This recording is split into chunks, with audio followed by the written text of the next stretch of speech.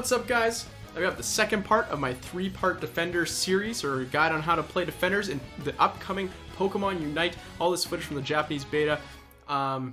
Today, I'll be covering Snorlax. Snorlax is, in my opinion, the most versatile of the three. If you notice on my team, we've got an AFK Absol here, so the early game is a little bit rough. But Snorlax, you can kind of play a lot of different ways. As you'll see in this video, I'll be playing with all 4 of these different moves in both these specific games. In the first game here, I'm playing more of a support role as opposed to a carry role. If you saw kind of how I carried games with Crustle, this is going to be a little bit different.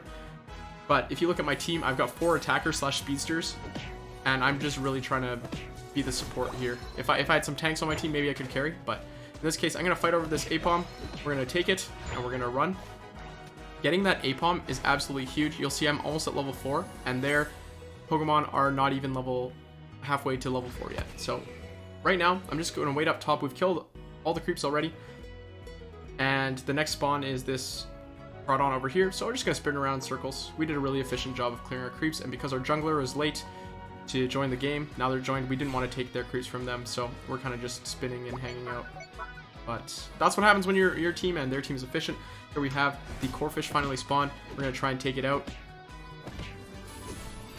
And both hit level 4 here. So level 4, kind of a big deal for Alolan Ninetales and a really big deal for Slowbro. So the fact that this Slowbro still is not level 4 yet is an extremely large deal.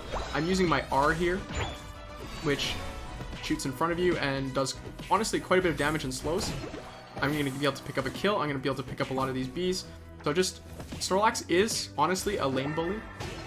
In this case, I get a little bit greedy, but I do still have my ZR, which is, in this case, Yawn, and it just regens health. You can't move or anything. So it's a great move to kind of bait people in. And those are the 2 moves I choose every game for Snorlax to start with. And then once we get to higher levels, that's when you'll start to see these other choices open up here. But Snorlax is a bit of a lane bully. As you'll see, we are doing quite well in this top lane, comparatively speaking. Actually, I'm kind of just sitting in the grass looking to either go for a gank or get some of these creeps. But this Absol comes to gank top, and I decide to stun the Slowbro up. They're forced to use some abilities, and we're going to be able to pressure these Pokemon out of lane and just kind of really annoy them. So, in this case, we're just going to keep hitting this Slowbro. If I go in first, I can take most of the damage, and then I can have my heavy damage dealers like Absol come in later and take them out. We've actually already taken down their first goal. It's only 3 minutes in.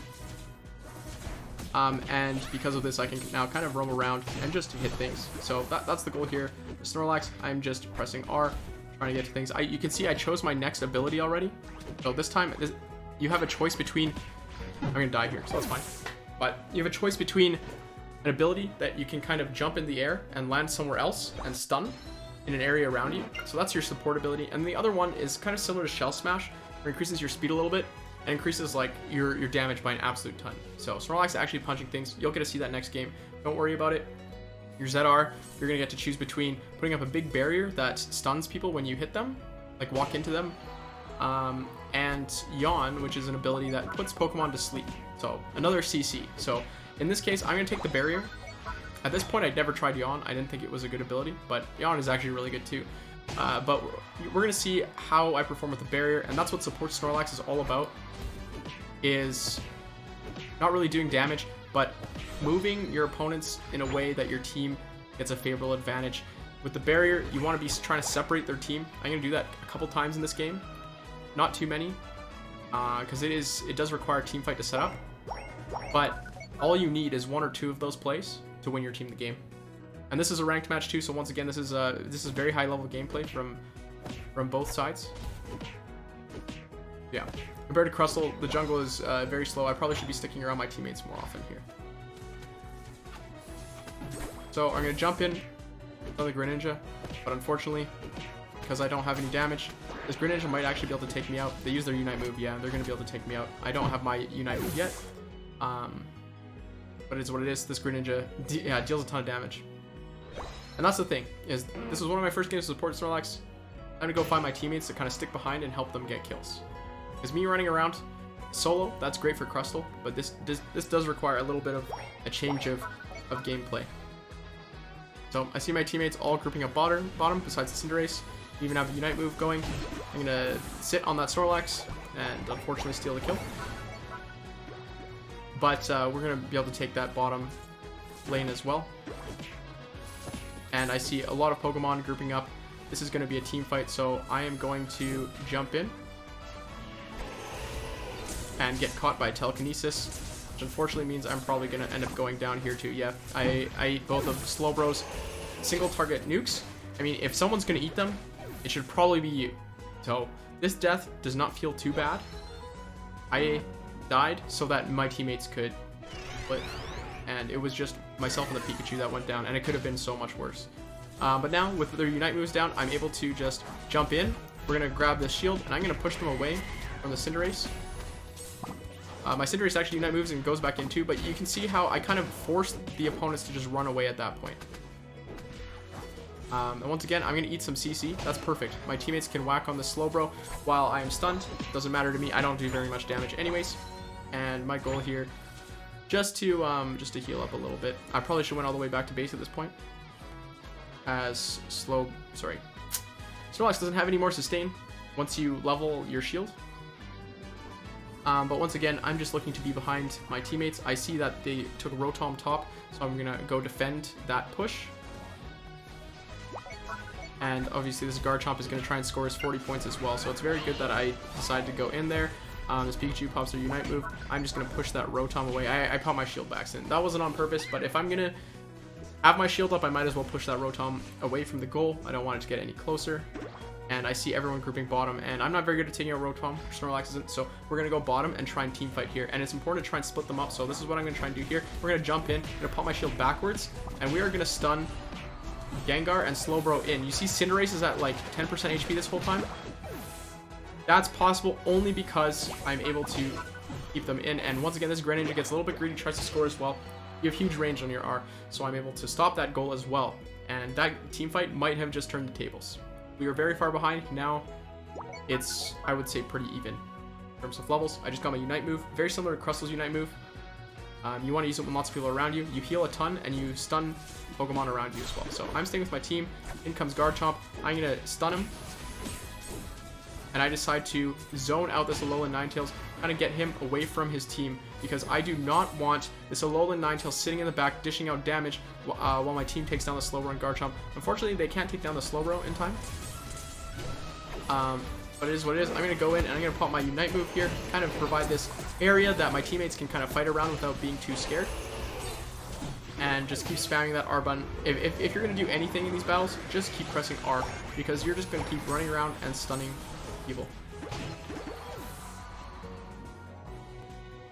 Yeah, in this case, my teammates cannot quite get their points off. I get my shield up, but at this point, it's very scary. I don't want, if you're gonna die, or if you think you're gonna die, don't run towards your own goals, right? Run away. I'm trying to keep my opponents away from doing Zapdos. So I'm just running them on a merry chase, and we're just gonna run up through their area. Snorlax actually is pretty good at getting out. You see, I'm gonna use my R to jump over this wall. They can't follow me fast enough, and I'm gonna be able to get out of here. And by the time I'm up, all my allies are back up. We're already grouped around Zapdos. We're ready to take a huge team fight here. And like I said before, Zapdos essentially is a game winner. And I'm going to get right in between all 5 of them. I'm going to push 3 of them out. And we're going to take down 2 of them in the back before anything even happens. So because of that, this battle starts out being 4v3 for my team. I went down. That's completely fine with me. If you love sacrificing yourself, making that initiation, and sacrificing yourself for the good of your team, that's great. Look at this Pikachu. Pikachu's 50 points, the only survivor of this entire team. I respawned quickly because I was the first one to go down, and we're going to run back middle and keep challenging for this Zapdos. Everyone's full health now, so once again, we have another chance at this fight. I'm going to go pick up some of these Eos energy, and I do have my Unite move this time, so I will be able to stay alive a little bit longer. In this case, I don't pop my shield yet, and I just get the Slowbro, but that's okay. Pushing him back too and stopping him from being able to run away is a pretty big deal. I'm going to get another R off, and then once again a Unite move. So this Unite move allowing me to just sit in the middle there, heal up. That's my R. Yeah, if they're fast enough, your R is extremely hard to hit. But in this case, we are able to get a ton of points out of that, and now it's my job. I know I'm probably not going to be able to score, so the goal is to try and enable my teammates to score here. I decided to stick with the Pikachu and to kind of stick around and guard him. I started to score just in case he gets stunned, but it won't matter. And we do get the 100 points off that bottom lane, and you guys are going to see that's going to be absolutely massive. Game's over, so might as well just pop the shield. But that's what you can do as a kind of a lane bully transition to support Snorlax. Yes, we won by exactly that 100 points that we needed to win that team fight and get that score off of. So it really did come down to a lot of separating the enemy team from themselves. So you guys have seen how powerful support Snorlax can be. I'll show you how you can play carry Snorlax. And in this upcoming game, I'm playing with a couple familiar faces, a lot of the same players that I played with, plus J-Farm in the Crystal video. But unfortunately, in this video, J-Farm, who's supposed to kind of carry us on Crystal, he doesn't connect at the beginning of the game. And they also don't connect their Alolan Ninetales. So, because it's 4v4, and we have a Wigglytuff already, I decide, hey, maybe this is a pretty good game to carry, right? We don't have a Pikachu, we don't have a Cinderace, we have a Wigglytuff. So, time to play carry Snorlax. The laning stage looks a lot the same, but laning is also very important. We're going to go right to that middle creep, put them both together, and just take it. I walk over. I should have walked over to their Apom. I'm not going to go back to that now. It looks like they only sent one top because their Alolan Ninetales is AFK and they went for jungle instead, whereas we have one bottom. I'm going to swoop in and take their Apom, and their Absol is just laying in between the two buffs. And I can't quite get that R off to take down the Absol, but look, that's with two buffs, an Absol and a Score Bunny, and we're able to get a kill on the Score Bunny, myself and the Nut. And this lane is pretty strong as well, so we might as well just go score up points right now. I'm going to kind of just stroll into their jungle. There's nothing for me to do, so I might as well annoy them. And there's Absol with not very much HP. I'm going to pop the blue held item, and that's going to allow me to catch up and eventually take down this Absol. And now I see the Score Bunny, same thing with double buff. Snorlax is incredibly powerful. The problem is I did not expect the respawn time for this Absol to be low enough that they could rejoin the battle, and they're going to be right here and able to take me down after taking down this Score Bunny. So while I do get 2 kills, Absol gets its buffs back, and it was definitely not worth it. Once you get those double buffs, go back to your lane or make smart ganks. Not what I did. You can see Crystal's still AFK. I definitely still have to carry this game. Let's talk about held item choices. I personally do think the blue held item, X-Speed, is probably the best. But it's questionable. Eject button, which is like Flash in League of Legends, is also quite good. And X attack, I feel like only if you're jungling or something like that. Oh yes, so I just got Snorlax's new R ability. You can see it. I'm going to use it a lot. It's going to make you run faster. The attacks, they sound different. They do a little bit more damage. So you can look, I'm running in, and I'm just going to hit just much harder. Yeah, so I'm just absolutely chunking this Score Bunny. The problem is it's still getting that regen, so I figure I might as well run out of here. There's no reason to really attack it on its point, but you can see I'm dealing about 20% of damage each time. I'm going to bait this Score Bunny in with a Yawn, and a good gank from my jungler. I'm able to, sorry, not a Yawn, a rest, and a good gank from the jungler. We're able to push that Score Bunny all the way back and get our points. And I think that's the best use of the ZR ability. Being able to just bait opponents in who think they have an easy kill and just shooting up. This Absol comes in. I don't think this Absol realized I went carry because it just got punched down extremely quick. This is my first time ever taking Yawn as well, so you're going to see me just use Yawn a couple of times. I was not used to using it, and you're going to even see me just test it out here on absolute nothing just to see if it was it's a line target. It is a line target effect. So yeah, it just goes right in front, and you put Pokemon to sleep that get caught by it. For the first half of this game, I did not realize you can continue hitting Pokemon that are sleeping. It is essentially a stun. It is not like a sleep like in the Dota games, where if you hit them, they wake up. But I see a Score Bunny back there. We're just going to hit him twice. They have heal, so unfortunately I can't get the KO. If I had known I could put them to sleep, things would be better. but I put his absolute sleep instead. I run back in for the score bunny, and unfortunately I'm not going to be able to get the double kill here. I didn't go for the attack fast enough. But if I were able to properly use Yawn, or if I knew how to properly use Yawn, then I probably would have gotten both of those kills. But either way, still pretty big level advantage. Our Crustal player, J-Farm, is still not in the game. So 5 minutes left in the game. Half the game is over, and he's not back. So it is still pretty. It is going to be a pretty tight game, regardless. But yeah, you can see once you get this ability, you can start to really jungle very quickly. And you can honestly make some of these solo games too. So there's 3 Pokemon here. I'm not that crazy. I don't have my Unite move yet, so I don't want to deal with this. But this is a goal that I can likely defend. So this Absol dives into me. I get the Yawn off on the Score Bunny. And they pop their Unite moves trying to chase me. Score Bunny's obviously going to score their points. But this Absol is diving extremely deep. And fighting Snorlax on a goal zone is extremely risky. So, like, in this moment, I don't use my Yawn on Pokemon on this Absol, because I did not realize that I could keep hitting them, right? So otherwise, this would be perfect opportunities to keep spamming Yawn.